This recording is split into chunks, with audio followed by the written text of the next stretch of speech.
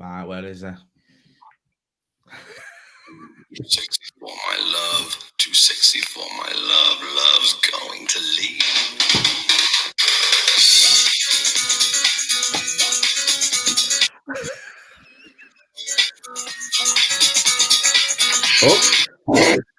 Oh. Too sexy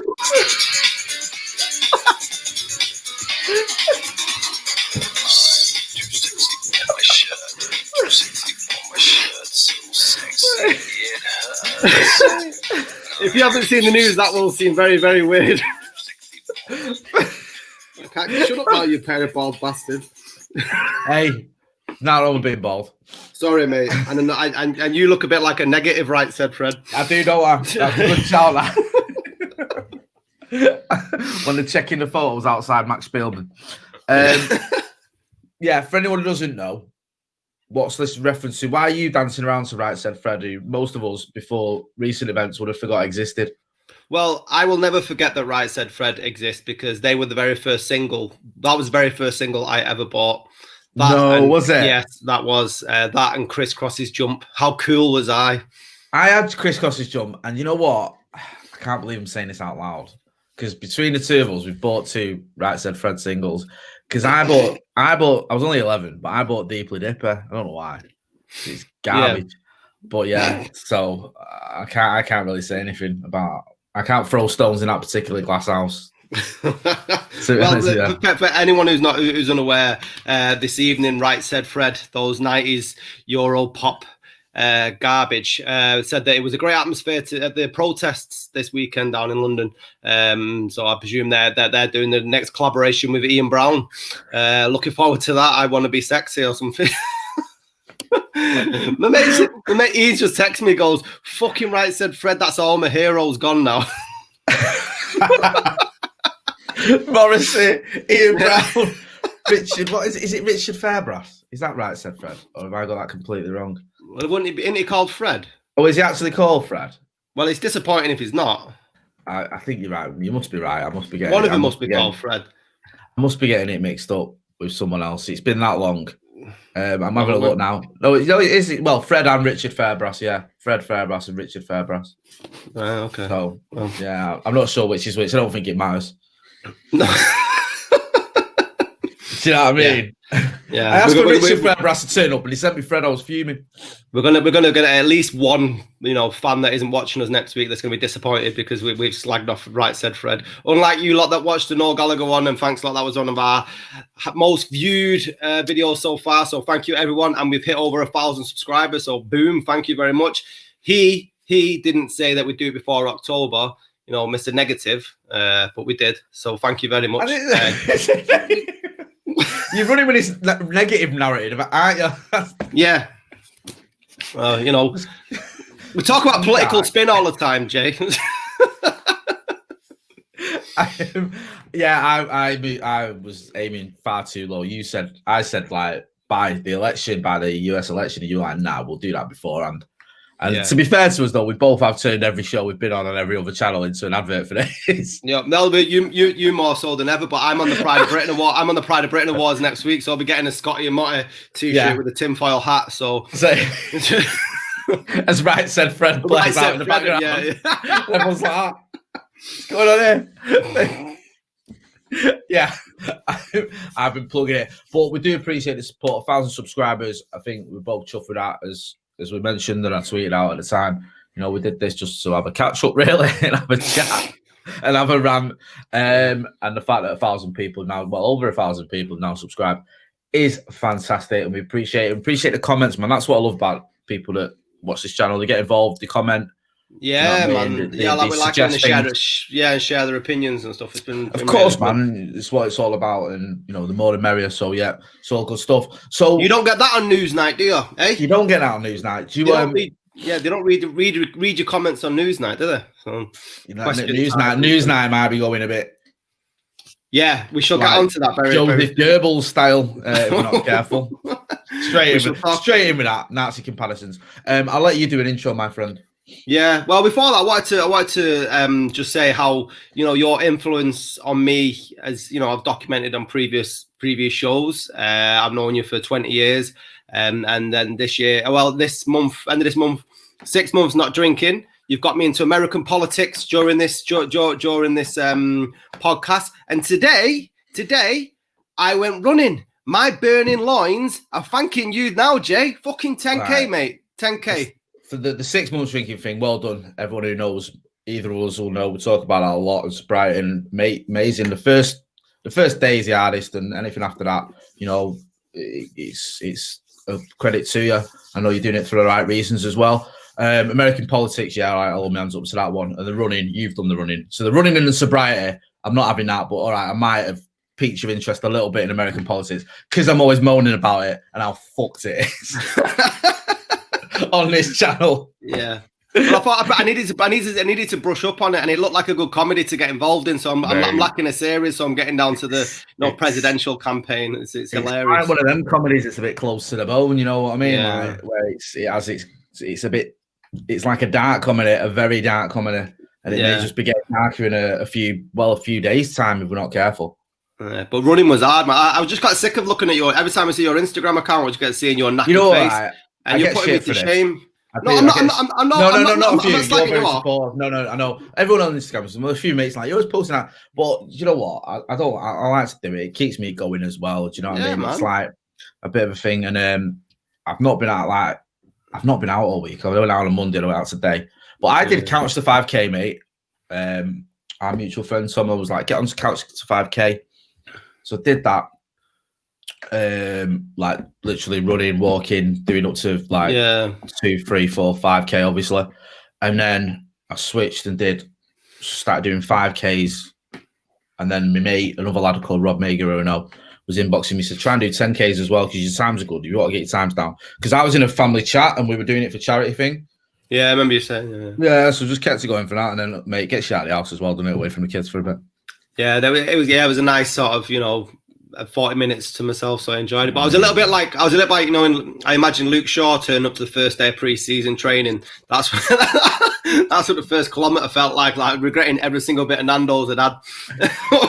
I just follow the ice cream van route around my way, so just motivates me. It keeps me a lot quicker. I'm like lightning.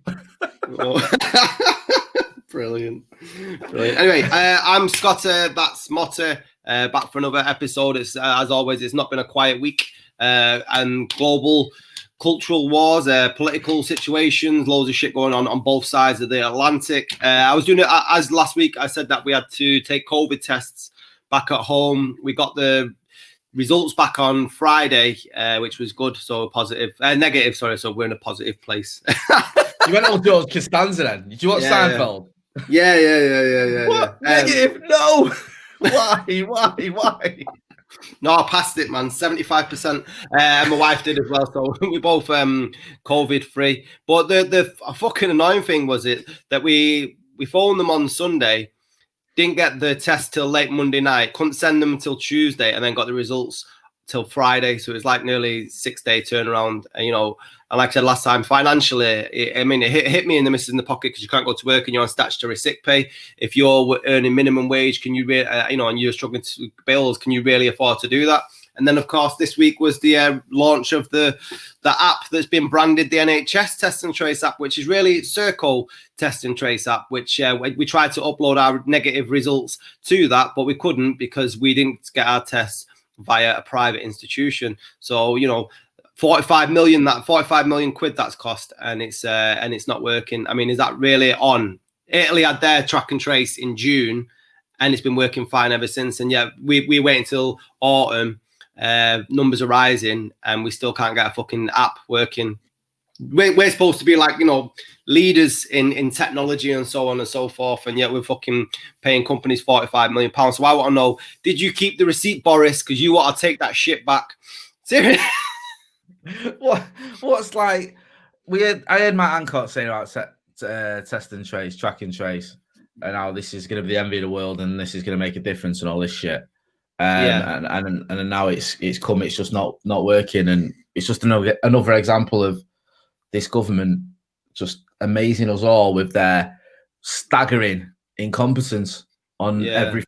And it's just, like I say this every week. I feel like a broken record, but it's true. You want to feel you know, I don't like the Conservatives, and you know, you don't have to love your government, but you want to feel that they're looking after you. They've got your best interest at heart, or that, you know, during the pandemic they're doing the best they can. And I don't really think they are. And I think they're giving out contracts even to people who aren't up to the job, just because it's jobs for the boys. They're passing a book, and they're using like the what's the term? The gaslighting us. Yeah, saying one thing and then claiming they never said it.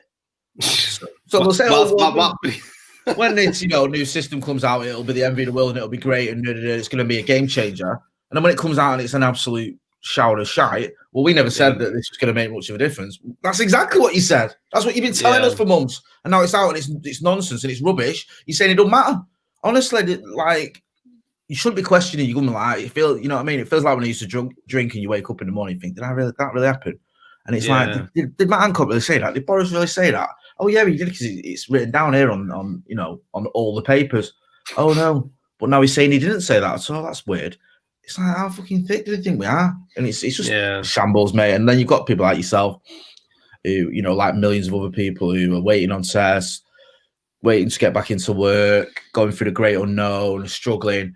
And it's just really, really concerning, like how they always find a new lower level to sink to. Yeah, definitely. Just when you think this is it can't get any worse, they'll do something else, and you think, for fuck's sake. And also, 45 million, like, that's nothing. You know what I mean? They spent. That's what I mean. It's our money. Yeah, I mean, it's our money. Do you know what I mean? It's not the government's money. It's our money that's being spent willy-nilly, and we're getting shit apps. And then when, you know what it reminded me of when it came out with that speech, that this app will be the envy, we can do things that, you know, no other country can do. It reminded me of Ed Woodward and the transfers. That's exactly what it reminded me of. What you can fuck up ridiculously, that like no one of other country can. It's really fucking absolutely. When we were bidding for fucking Marouane Fellaini the day after transfer deadline day or whatever, like, do you know what I mean? Like, oh yeah, we can do things the day before my transfer deadline day. Sorry, we can do things that other clubs can't do. Yeah, it is that. It is. It does have. You're right. It does have that feel about it. It's like other countries can do this. They choose not to because it's a fucking shit idea. Do you know what I mean? Yeah, we were the only ones. We were the only ones flagging the herd immunity angle. Nobody else was touching. Even that, Trump. Even Trump was like, "What they're doing in Britain, we won't be doing that because that's a bad idea." Trump, like, that's like, do you know what I mean? And he's advising bleach. Yeah, he's saying inject bleach under your sunbed. UV light and bleach, that's what you need. That combo, I've just thought of it off the top of my head. That'll cure it. As his doctors sit there edging away from him, trying to distance themselves physically. And yeah, even he's going, herd immunity. Nah, don't be silly. But I like when I was in lockdown, it was like me and the kids. I mean, literally couldn't leave the house for the whole time, which was a struggle. Even when we locked down last time, we had an hour outside, and this was pretty much we stuck to the book. We just stayed inside all the time. So I got to do some political reading, and we were talking about like jobs and contracts for the boys. And I was doing a bit around the old PPE procurement scandal. And did you know how many companies that existed that had never actually traded, like for 5-6 years, ever since they were established with the limited houses company that you have to set up with if you have a business? So there was loads of companies that hadn't traded or done any business. No money had gone through the tax or the HMRC. And yet when the tenders were up that you could put in for the contracts for supplying PPE equipment, these companies all came out of the woodwork and awarded like fucking £80 million contracts, £90 million contracts. And no one knows. And these companies have no experience in any medical equipment. And it's like, you've got to ask the question, well, why is that happening? Like, why are we giving this amount of money to companies that have no experience in this? And then there's another one. There's a company called, I think it's Cowie Media, based in London. Now, these got a contract for, I think, £8 to £9 million to supply medical equipment for COVID and for the Nightingale hospitals. These are a digital software marketing company. They have no expertise. There's nothing on their website, right, that says that you can buy any medical equipment from there. So all they've done is put a tender towards the government and said, all right, we'll pitch for £8 million. We'll buy a load of gloves from China, and then we'll flog them and put a markup and then give them to the NHS. How the fuck? How is that possible or legal? It is an absolute farce. This is what I'm going back to, mate, as well. You know, when you're like, I can repeat myself, but when Kay Bailey was saying, you know, Matt Hancock, they're doing the best they can, he's doing the best he can, and you get other people saying Boris is doing the best he can. They're not. they're trying their hardest to keep us safe. They're not. They try to make as much money for the mates as possible out of this lethal pandemic that's killing thousands of British citizens, and they're handing out contracts to Tom, Dick and Harry because they went to eating with him or whatever. And it's just, you know, is that the best person for the job? Is that the best person to provide that service, to keep people safe, to keep our nurses and doctors and everyone else safe? No. So why are you awarding them the contract then? Do you know what I mean? It doesn't, even if it was like, oh, that's the most cost effective, even that really, the paramount issue should be, do they provide the best equipment we need? Is this the best equipment we can get? And is it going to keep us all safe? Not, you know, did he lend me fucking the use of his country house when I was a teenager trying to get me underway? Or, do you know what I mean? Did my mum and his mum go to fucking knitting clubs together? It's ridiculous. And it's just like proper jobs for the boys. And we're seeing it on both sides of the pond because the same arguments are going on in America. Again, like you just said there, companies that didn't exist, that had no prior experience to any of these services that they've been asked to or given the contracts to provide, are suddenly being given, you know, is a £200 million or $200 million over there contract to make ventilators or whatever, and they've never done that before in their lives. And it's like, why? And then there's companies that actually do that are saying we're trying to get hold of the government and our emails are bouncing back or they're not getting answered. You know, we've seen, I think it was Michael Gove being asked about this on Sky, and it seems like an eternity ago, but it was probably about 4 or 5 months ago. I think it might have been on Sophie Ridge saying, you know, we've spoken to people who provide these services, who've tried to get hold of the government, who've offered their services for next to nothing in a time of crisis and said, you know, we'll provide this. This is what we make anyway. We'll give you it for free. And they're not getting a reply. I mean, what worries me about all this is we've heard rumblings of this in the past and over the last few months, is when all this, the dust settles, and it may be a long time before it does, when we have these inquiries and we look back at what went on, and there's already the sort of narrative building, well, is that, you know, maybe it'll just be better to just move on and not dwell on it. I think, it might have just been some of those in charge. Do you know what I mean? I wish I could have said that last time I went to court. Let's not dwell on what I've done. That was a very limited and specific thing. We're past that now, you know. Let's just move on. Move on. It doesn't benefit anyone to dwell on the past. That's what they're like, though. And it's like, that's what worries me, is they're trying to try and do all this shit and then get away with it. And that's why, you know, they need to be held to account by the opposition, by the press, and by the, for want of a better expression, common people. Yeah, but I mean, they won't. I mean, we've touched on like Blair and the war. I've been watching quite a lot of like films around the Twin Towers and why I went to a war in Iraq and stuff like that. And I was like, I'm not laughing at that. That was tragic. I'm just thinking, watching the news ain't grim enough. You're also watching documentaries on the Twin Towers. The alternative was Harry Potter. Don't, mate. Don't. I can't even. I know you don't like. Yeah. I can't say shit about it. I'm not allowed. Yeah. My daughter threw a curveball. Daddy, who do you think's cuter, Harry Potter or Malfoy? I said, who do you think your dad is? Mate, well, these are all Slytherin in our house. They're all Malfoy and all that. And like, I just said, I'm Gryffindor. Look at me, I'm talking like a right Potter fan. I'm not. Get your hat on. Yeah.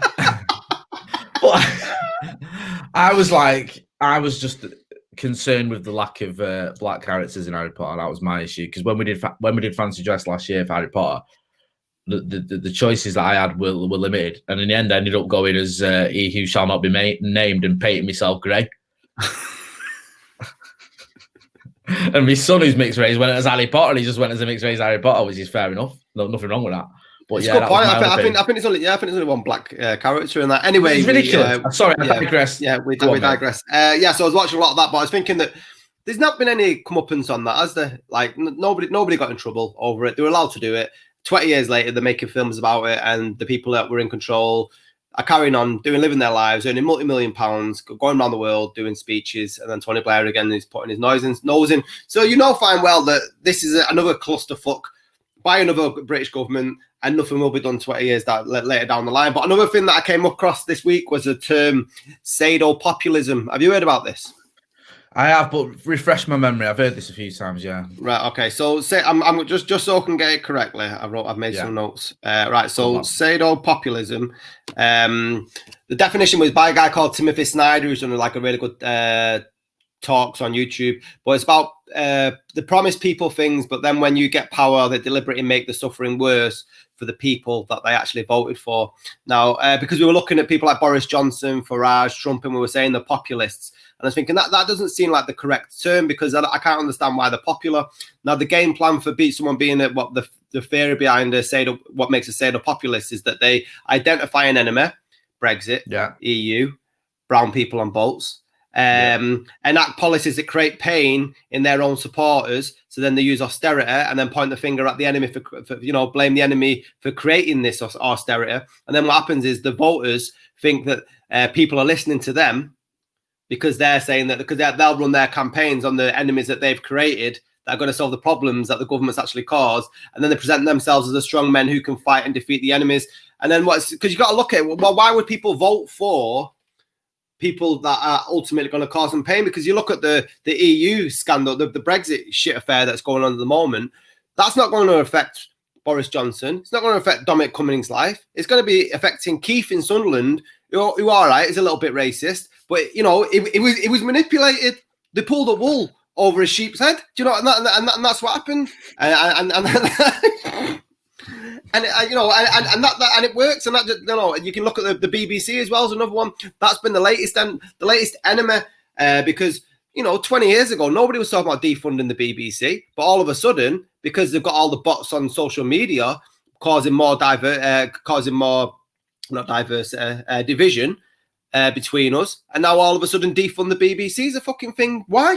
Where's that come from? Because and then we're going to talk about that now. And what are they trying to do? What's the next enemy that they're trying to conquer? Yeah, it's weird. And when I remember, like you saying about sado-populism in terms of Trump, because the very people that he sort of appealed to, the blue collar workers, the people that were using Obamacare, for example, and he was like, "I'll give you better healthcare and all this," and yet those are the ones that he's hurting. Those are the ones that are in real danger. The jobs are in danger. The healthcare is in danger. The very things that he promised them are the things that he's sort of taking away from them in many ways. And it is that, like, where that the sadism part of it comes in. You're sort of hurting yourself, whatever. So they believe it, but they believe it because they think that they're fighting on their cause, because they've run a campaign based on the very hurt that they're causing, and then hid it behind this enemy sort of thing. This is fucking. It is very scary, and the most scary thing for me this weekend, in a whole sort of plethora of scary issues and sort of stories that are doing the rounds, was a tweet that I saw, and I thought I'd misread it when it said about who was going to be in charge of the BBC and in charge of Ofcom, and the two people that I saw, I thought that's got to be a joke. Even in 2020 standards, do you know what I mean? Yeah. That's not happening. That's like putting fucking Gary Glitter in charge of babysitting. And I read it and I reread it and I looked into it, and it's true. We're in a position now where is it Charles Moore? Yeah. Is going to be the head. He's always been sort of mooted as the head to take over the BBC, and Paul Dacre is being sort of lined up to take control of Ofcom or head Ofcom. I mean, we're through the fucking looking glass here, big time, because I can't think of two worse people for those roles, and two more dangerous people in those roles, and people that, Charles Moore, who's been a fervent critic of the BBC for years, and not just that. We can get into the nuts and bolts of him in a minute, but yeah, he's talking about defund the BBC. He did that thing where he don't think he fucking paid his license fees. It came out. I think he said he was going to donate his license fee to someone. He hadn't been paying his license fee. That's how much contempt he had for the BBC. And it's not because he's skint. He's like the third Earl of Bottomley or something stupid. And then you've got Paul Dacre, who was the editor of the Daily Mail, who ran a constant campaign of Islamophobia for fucking years, and racist headlines and just division. You talk about division and just Orwellian speech and all that crap. And now he's going to be in charge of Ofcom, who's going to be looking at overseeing sort of the BBC. The BBC, yeah. So you know what I mean? You've basically got And I used the term before, but you just put Joseph Goebbels in charge of the bloody communications or the propaganda department, haven't you? Really? Yeah. Because it's just really, really scary that these two cretins, far right, and I use the term lightly, but they are going to be put in charge of a corporation and a body that oversees that corporation and other parts of the media as well, and the sort of the rules and regulations of it. And they're obviously just going to be doing Boris Johnson's bidding and moving the media, or trying to move the media even further to the right. Because one of the biggest myths in this country that I'm sick of hearing from fucking idiots, who we'll get into in a minute, is that there's this massive left-wing media bias in this country. I mean, have any of these people actually walked past the fucking newsstand in their lives? Yeah. The two biggest selling papers in this country, the Sun and the Daily Mail. Don't ask me how, but they are. The most visited website, I think, in this country or from this country is the Mail, in terms of news anyway. And if you look at their content and their news and their editorials, it's all right wing. Yeah. And then you talk about defund the BBC, and the BBC is for all liberals and stuff like that. I know it's got people like you on that are liberal. I'm not saying the whole of the BBC. I've been on the BBC. I've fucking presented on the BBC. Do you know what I mean? So I'm not saying that everyone on the BBC is right wing or whatever. But in my opinion, for what it's worth, you wouldn't have had Brexit without the BBC. No. I don't think you would have. Genuinely. Like, the BBC basically gave Nigel Farage his own fucking show. They called it Question Time, where he was on every week banging on about leaving the EU. Which I think he did 39 appearances or something stupid, or 42 appearances or something. And he's never even been voted in as an MP. It's fucking nonsense. You had so many, Katie Hopkins was discovered on the BBC on The Apprentice, given a platform on Newsnight. She was on Newsnight, she was on Question Time to spout far right drivel, just propaganda, racist propaganda. Tommy Robinson was interviewed on Newsnight and places like that. Now I get you have to interview certain people, and you can't just say, well, ignoring everyone, but it's hate speech. And when you're giving these people a platform for hate speech and causing more division and causing more us against them, and saying, helping to push that narrative through and helping us to think that if we leave, or certain people in society, if we leave the EU, everything's going to be rosy and we're going to take back control, then that's what you're going to get. You're going to end up with that. And that's just where we're at now, where we're leaving the EU. We're going to be fucking up the creek without a paddle. So the idea that this, the BBC needs these right-wing people to take over, or Ofcom needs a bit of a more right-wing hand, is just utter garbage. Yeah. Not only are they getting like a right-wing man to run the BBC, but they're also getting the person who's in charge of all media and what to in charge of that. So not only are they getting one person in, they're getting two. And it came out today. I think the cultural secretary sort of dismissed it, didn't he? And he said that these are just two names, and they have got an interview for the process. But let's be right. In a world where you can give fucking PPE contracts to who the fuck you want, I'm not having it that you're not going to be able to give the BBC job to whoever you choose to. It's again, BBC, who funds it? Well, yeah, me and they. And right. So why is it down to one person or like a few select people in the government, the Tory party, to decide who runs our BBC? Is that fair? Do you know what I mean? It's like, it's just ridiculous. And it's like, it's political, obviously. And Boris and Dominic Cummings have always had it in for the BBC. Yep. And, quite ironic, because, again, Johnson's had a lot of joy out of the BBC. I think they helped to paint him as this figure of, buffoonery, but quite likable character on Have I Got News for You and shit like that. And, he's all right, Boris. He's funny, innit? No, he's not. Fucking evil. And now they're like, well, we don't like the fact that Gary Lineker does the odd liberal suite, or we don't like the fact that, there's one or two presenters on there that are brown. So we need to sort it out. And it's just, you look at these people, or look at Charles Moore. I mean, some of the things he's done and said are just abhorrent. There was the whole thing about him with he had to do an apology when he was trying to, let me just find this, sorry, mate, because I don't want to misquote him. There was a fake sort of policy exchange report that turned out to be fake, where they basically tried to paint this mosque as doing things that it hadn't been doing, and just let me find it. Sorry, mate. It's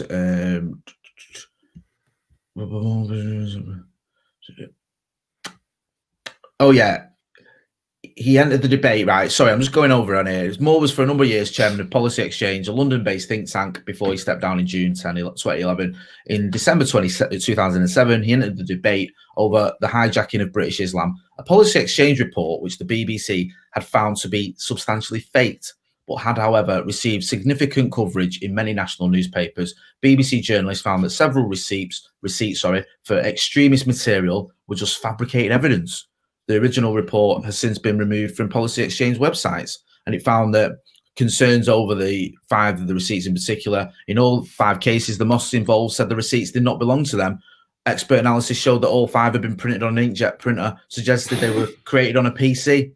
Basically, just trying to stitch up and make it look like, these Muslims are up to no good. Rubbish. And also, bear with me here, in 2013, Moore argued that the far-right English Defence League, obviously, the EDL, them fucking idiots who I interviewed a few times, and who said, we ain't got a problem with you lot. It's the Muslims we don't like. He just said it's merely a reactive organisation which does not officially at least support violence. Well, I've been to them rallies and he's talking shite. Also, he compared equal marriage rights to being able to marry your dog. Lovely. Seems like a lovely chap. There's more. There's just more. I could go on and on and on, but he's just basically a dickhead. And then, sorry, I don't also wrote a biography about Margaret Thatcher. Oh, fucking hell, that should have been top of the list of horrible things he's done. Yeah. I mean, anyone can write a biography, but I think wasn't it like the authorised one or something? Or it was the authorised, yeah. And I imagine there wasn't a thing said in there about the lives that she fucking ruined and killed during the 1980s. But yeah, horrible man. And then who's the Ofcom dude? Oh, this guy, Paul Dacre, who just right. There's something that really bugs me about Paul Dacre, and I might be pronouncing his name wrong. Right, he was the editor of the Daily Mail, and the Daily Mail was very right wing. Now, what happened with the Daily Mail is, and when under Paul Dacre's watch, and I want to explain this because this comes up again when you argue about what a horrible person he is. During the Stephen Lawrence case, Paul Dacre and the Daily Mail basically said that those that were accused of murdering Stephen Lawrence were guilty. And they ran a headline on it, calling them murderers and saying, if they're not, they can sue us. So everyone's always used that as an example of, well, the Daily Mail can't be all bad, and he can't be all bad because they, had Stephen Lawrence's back and tried to fucking get their killers convicted, and that's sort of what journalism you should be proud of. And whilst I get that, and I'm not against that at all, and I agree with the sentiment that those people did it and they got away with it, but it was Stephen Lawrence's dad, I think it's Neville, is it Neville Lawrence? Forgive me if I'm getting that wrong, was working at Paul Dacre's house. He's like doing a bit of joinery or something at his house, so Paul Dacre just met him like randomly in his house, and found out who he was and found out what had gone on. And Neville Lawrence is quite a humble guy and quite a likable chap and all whatever. So Paul Dacre was like, all right, well, we'll see what we can do, and then took up the cause for it. So there was a bit like, a reason behind it. It wasn't like he saw this and thought, I'm going to champion justice. He met this guy, was sort of sympathetic to what he was going through, and decided, right, okay, we're gonna run with this. So there's nothing wrong with that that story and what he did there. But if you look at the Mail, apart from you put that to one side, it's just been an absolutely horrible, horrible right-wing newspaper, a racist newspaper that's hammered so many people, that's hammered so many, people on the left, people in minorities. It's just been horrible for years on his watch. And I just don't think that, that one story or that one sort of campaign gets you off the hook. And the idea of him being in charge of Ofcom, it's just fucking ridiculous. It really is. Do you know what I mean? It's like he's the very sort of, it's all, when it was going for Brexit, they were pushing Brexit and crush the saboteurs and all that shit. When Ed Miliband was running through it, they ran stories on his dad saying the man who hated Britain and all this garbage. They've always been very right wing and very sort of pro Brexit, anti-immigration, anti-Islam and all that sort of stuff. And now you've got this guy who's going to be overseeing Ofcom. I mean, the mind boggles, man. You literally put in the fucking fox in charge of the hen house. Do you know what I mean? It's like, come on, seriously. And this country has a a strong enough right wing press as it is, without them being sort of unbridled to do what they want. Do you know what I mean? Yeah. Which is what fears me. And the BBC, if that shifts to the right, or if that becomes like Fox News for the British, then you can kiss me ass if you think I'm paying my license fee. I'll just cancel it and just scrap the BBC. I mean, there's an argument to be made that the BBC sooner or later is going to end up becoming like Netflix or Amazon, where you have to just subscribe at choice rather than. Do you know what I mean? But that's probably another conversation for another time. Well, I mean, and that's the thing when you're talking about like where this thing's come, that the BBC's more left wing and stuff. But people just look at when they look at it politically, they look at like Newsnight and Question Time, and or maybe Andrew Marr's more right wing, isn't he? I'd say when you're watching his programs. But there are a few shows. But if you look at the BBC as a whole, do you know what I mean? That's what it should be taken on, rather than looking at these 1 or 2, 3 shows. And like you said, the people that they've had on guests. And also this week, Andrew Neil's actually quit the BBC. So not only the BBC might be going more right wing, Andrew Neil he's going to do his own 24-hour news channel. He's got a job. Is it? I forget the name of the channel now. I've been reading about it all day and I've already forgotten it. Is it? Let me have a look. 24-hour news channel. I can't remember the GB News. Now it's weird with Andrew Neil, right? Because I have a very sort of somewhat up and down opinion of Andrew Neil. He can be a very good interviewer. He can, and I think he's done some really good interviews, which I've been impressed with from a journalism point of view. I thought, he's asked the questions that needed to be asked there, and I like that. But I do think he's far too often let the right wing elements get off the hook. And I think also little things like, I mean, you can blame the Labour Party for this, but before the election, he absolutely grilled Jeremy Corbyn. Said he was going to grill Boris Johnson and found out he didn't even have an interview set up with him, and he didn't interview him. And all the papers were running the stories on Corbyn after his interview and taking him to task on some of the things he said, and Johnson never got that sort of grilling. And I think that was wrong. I think Neil should have, I mean, again, Labour maybe, to be honest, he should have had it known that he'd recorded, or it was set in stone that he was going to do it, rather than just throwing Corbyn in and then going, actually, he's not agreed to do Johnson. Oh, shit. But little things like that. And at times, I think he's been a bit sort of overly zealous in his attack on some of the liberal guests he's had, or the liberal media or whatever. So, I mean, when I heard he was leaving the BBC, I wasn't overly bothered, if I'm being brutally honest. It's not like I was gutted, and I wasn't jumping for joy. I was sort of like, okay, he'll probably be replaced, or his shows will be replaced by someone else. And this idea about this new, rolling 24 hours news thing, channel GB News. I mean, I don't know what sort of news channel that's going to be, but we'll have to wait and see. I mean, is it going to be more like, more right wing shite again? Do you think we have a centralist media outlet in England or in the UK? It's a very good question. You could argue. Would you say Channel 4?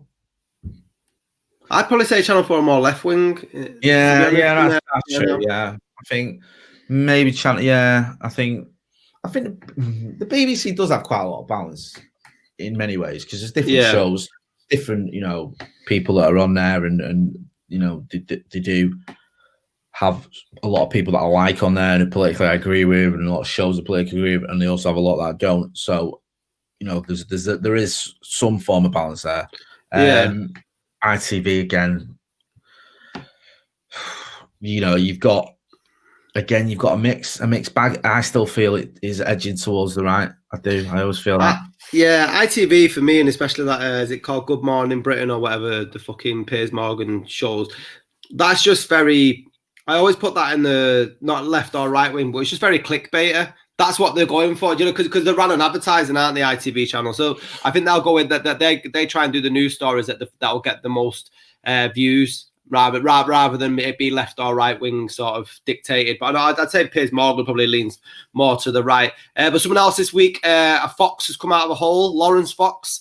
He's going to be starting his own political party, Reclaim, to fight back against culture wars, because his acting career has gone to shit. He went out and he was doing music, and that was fucking awful. So Mate. now, third time's a charm, he's going into politics. I mean, this is the dickhead, right? Who fucking went mad at that woman who spoke about white privilege. Yeah. Right? I mean, this guy is the epitome, not just of white privilege, of privilege. Yeah. He's the son, I think, is it James Fox is his dad. James Fox, if you ever seen Sex and Beast, one of my favourite films, he's the owner of the bank vault that they break into. He's the one that shags Ian McShane. But that's his son, Edward Fox, I think, is his uncle. He's the Fox family are well known. There's James Fox, there's Amelia Fox, there's Freddie Fox, there's Edward Fox. So they're quite a well known family. He's I think he went to Harrow. He's not sort of struggled as a budding actor who's had to sort of, tread the boards across the country and do those sort of, Butlins camps and do the extras and Corrie and all that sort of stuff before he got his big break being discovered somewhere. I think he's had a fairly easy ride of it, if I'm being brutally honest. Yeah. With his music career, I can't sing for shit, and I can still sing another tune better than Lawrence fucking Fox.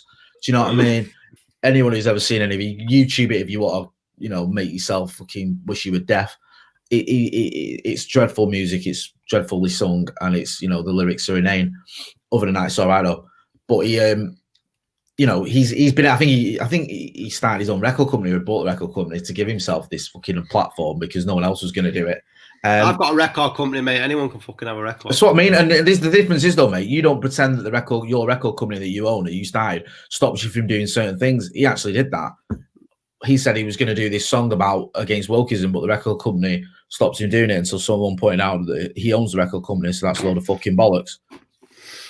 Do you know what I mean? My first sort of thing about Lawrence Fox was it actually on Newsnight or Question Time? And then Question Time, someone called him a white privileged male, and he said that's a racist term. Someone just asked. I don't even think they said. I think they just asked about white privilege, and he then accused them of being racist.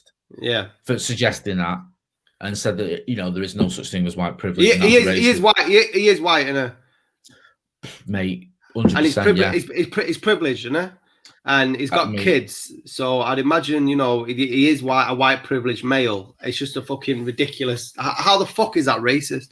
And the thing is, right, it makes me laugh is everything he says is so hypocritical and contradictory.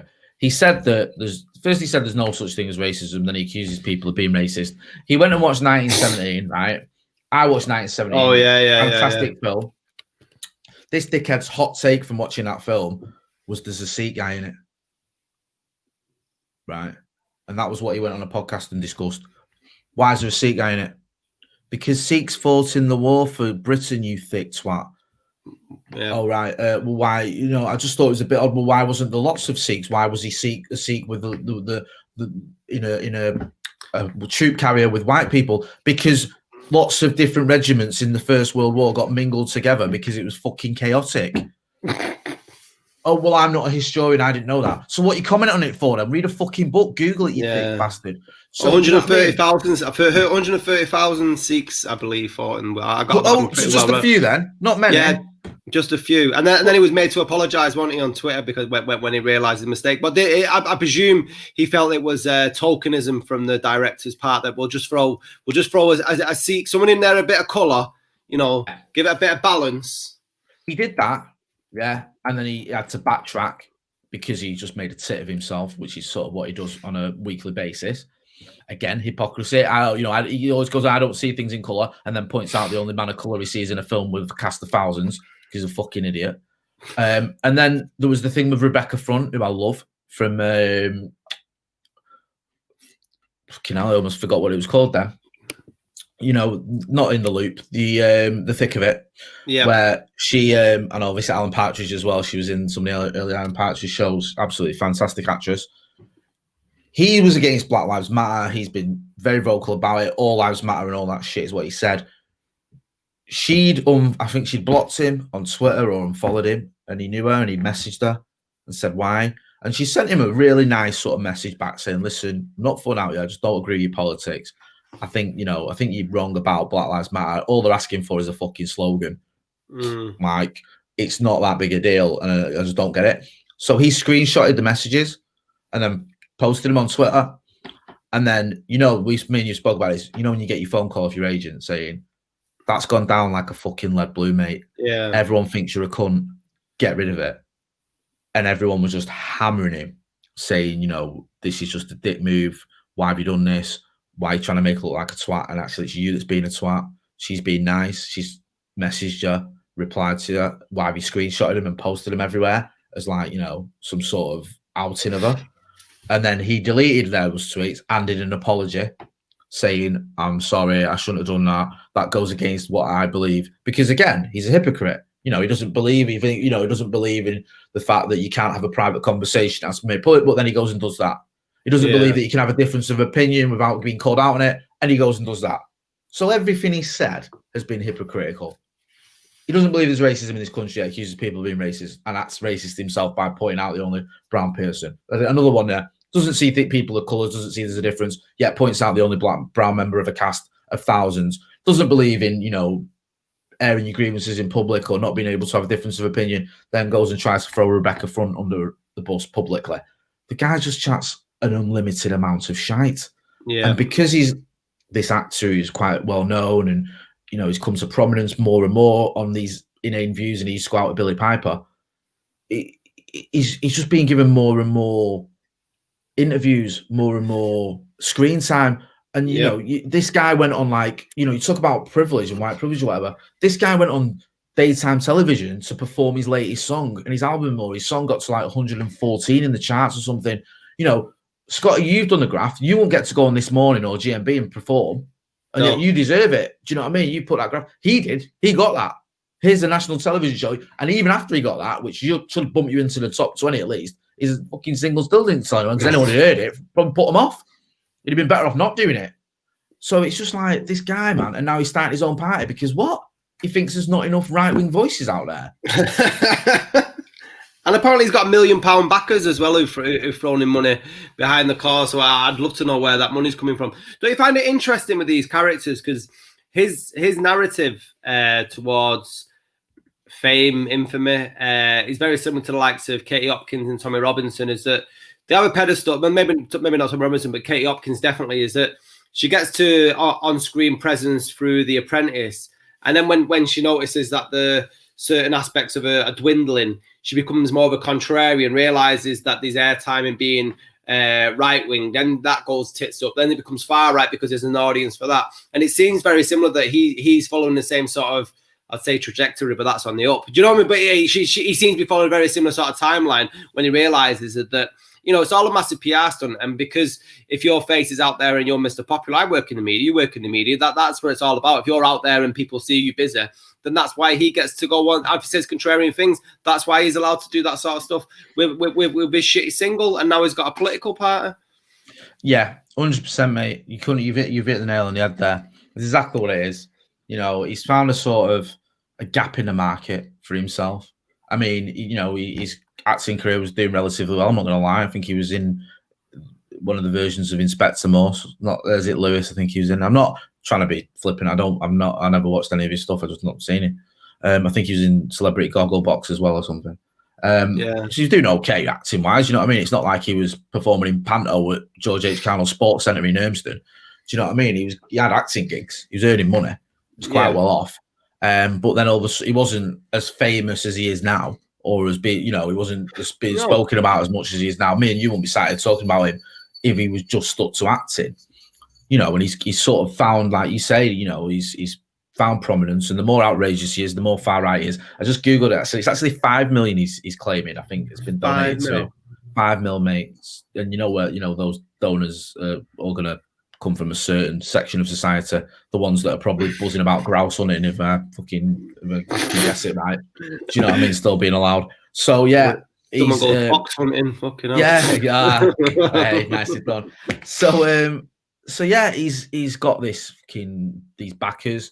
He's got the platform. He's already done loads of interviews in, I think, the Telegraph and other papers and agencies have spoken to him, and no doubt we'll hear a lot from him. I mean, I tweeted out, it's great because it's going to split the fucking right wing vote. It isn't. No. It's a publicity stunt, a PR stunt. I was joking.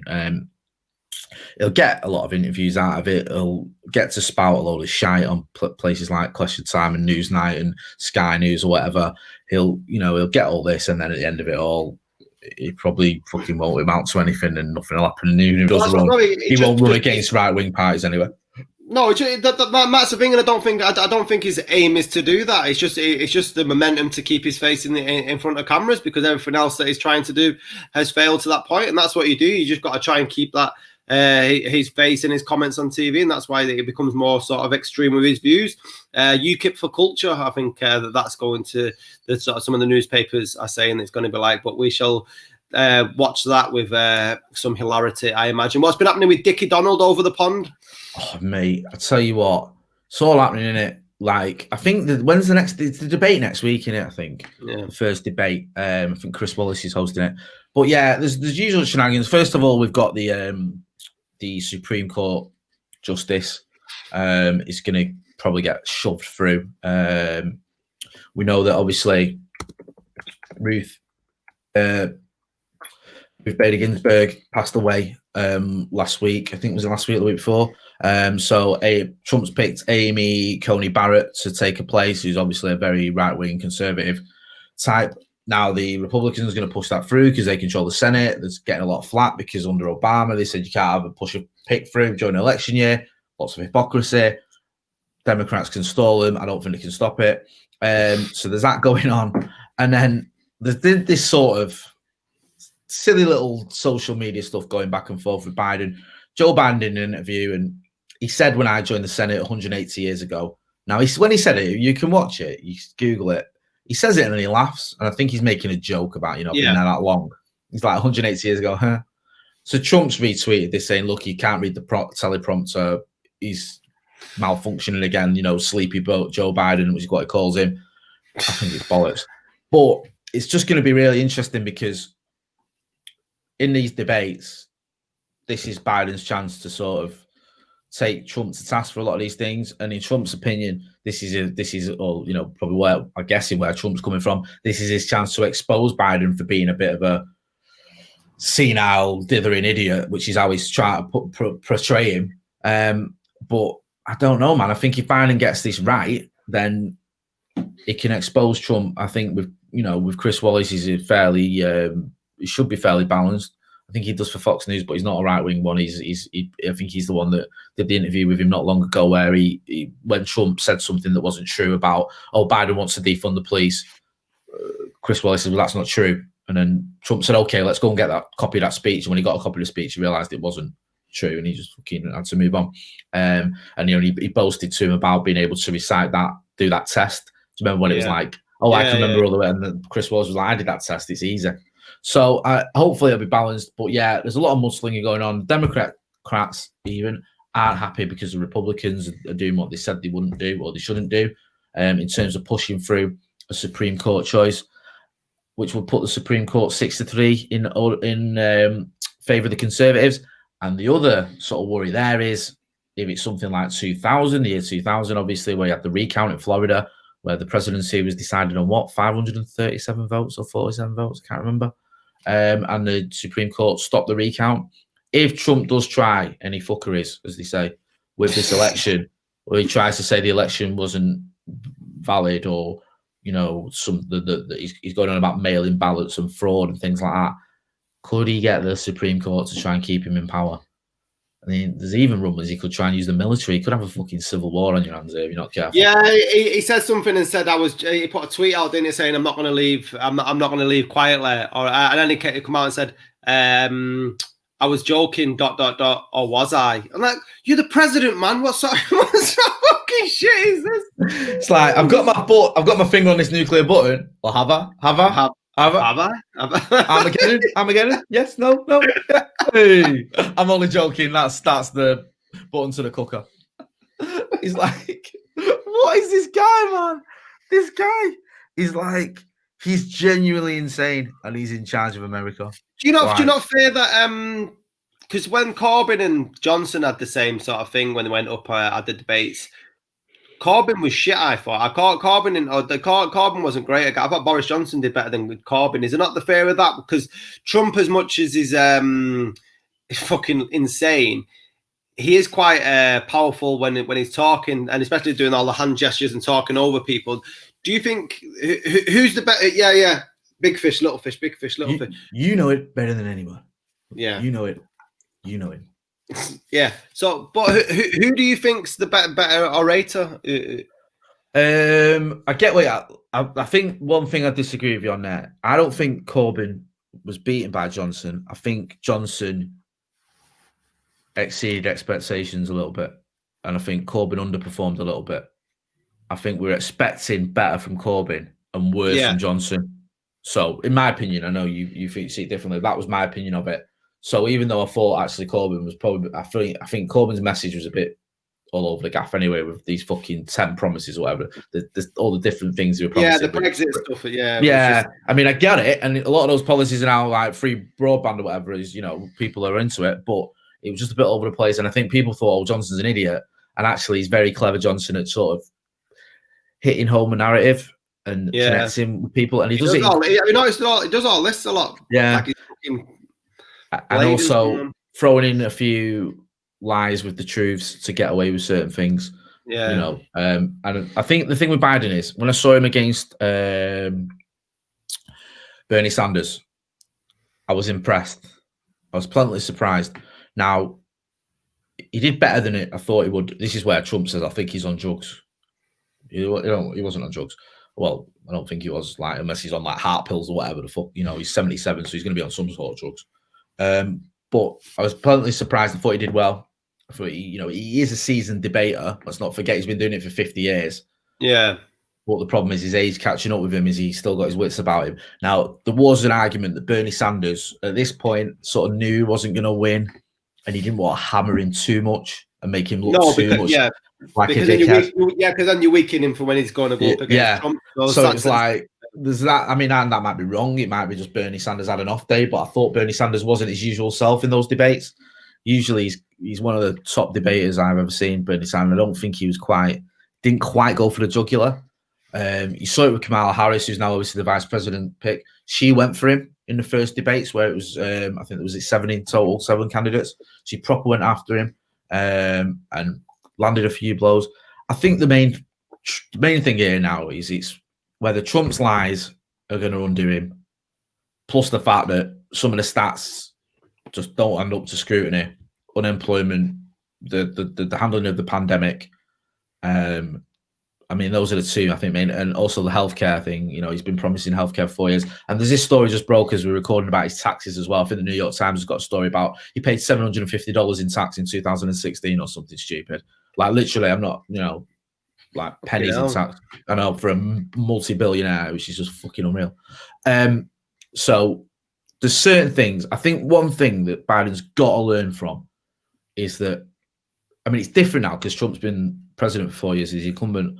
Well, Hillary Clinton went after his sort of his personality, his morals, his attitudes, and it just didn't quite hit home with enough people.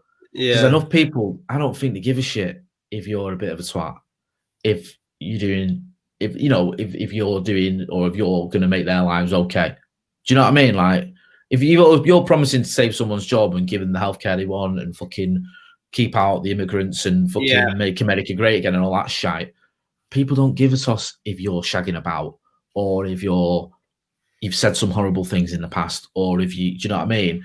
I don't think they care. And I think Biden needs to go after him about his failings as a president, not as a person. Yeah. Does that makes sense? No, if you go for him like, so you said this and you're horrible and you're mean and people will be like, But if you say, you promised you'd turn the economy around, it's gone to shit. You promised you'd handle the pandemic, it's fucking rife. You said you'd bring back law and order, there's rioting in the streets everywhere. Yeah. You said that, you know what I mean? Everything you said you've done, you do. You haven't. You know what I mean? And like, the trouble with Trump is he lies when he does press conferences. He lies his way out of things. I did this, I did that. He exaggerates things and then won't answer follow-up questions or just fucking ignores him. Well, that's the same thing. But, if you've got him in a debate setting, you can maybe take him to task on some of those lies and some of those failings as a president. But, I mean, listen, I'm not Joe Biden's biggest fan. I'm not his biggest critic. but I think the Democrats fucking gambled there, man. Like, yeah. And the thing is, if you go in with the strategy that Clinton did, you're trying to look what Biden's trying to look for now. He's trying to take away the people who voted for Trump initially or plan on voting for him now and to vote for Biden. Then people will already know how fucking cuckoo Donald Trump is. Do you know what I mean? His personality is up there on every single screen across New York, across America, all the time. His tweets, him walking in front of the church holding the Bible upside down, all his calamity. You know what I mean? That's all been there and all been done for. So that'll be the wrong strategy straight away. So I mean, it'd be massively interesting. What date is that going to be then? The first? I think it's this Tuesday. Let me just have a look, mate, because I don't want to.